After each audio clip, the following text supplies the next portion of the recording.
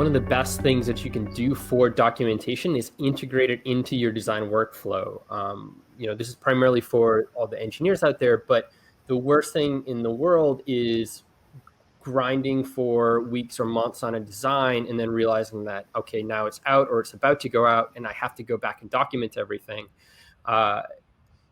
Much better to actually build that into your workflow, whether it's testing, whether it's specifications, saying, I'm going to build this regulator.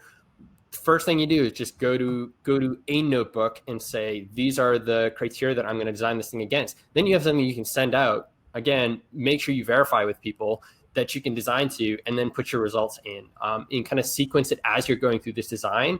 And if you can be slightly principled around that, it greatly reduces the amount of time that you'll have to then take at the end to sit down and say, like, I have to go back and document this. One tool specifically that helps a lot in this, and I'm surprised more people don't use in hardware, is a ticket tracker or issue tracker. Often thought about as a way that management can say, catalog my time as an engineer, but really it's such a useful engineering tool to say, as an engineer, this is what I'm working on, and this is all the information associated around it, so that at the end I can go and collect all that, or even use that as my documentation, to collect all of my information, to organize it, and also link it to different projects.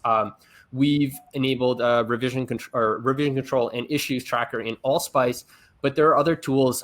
Even if your teams are using GitHub, you'll have access to GitHub issues. You can link them to firmware, to hardware, tag other people. It's such a great tool for collaborating. If you prefer something a little more freeform, of course, there are also, OneNote's a good, OneNote or Notion is a tool that we use a lot, actually, for software development, Allspice, but it's a great hardware tool as well.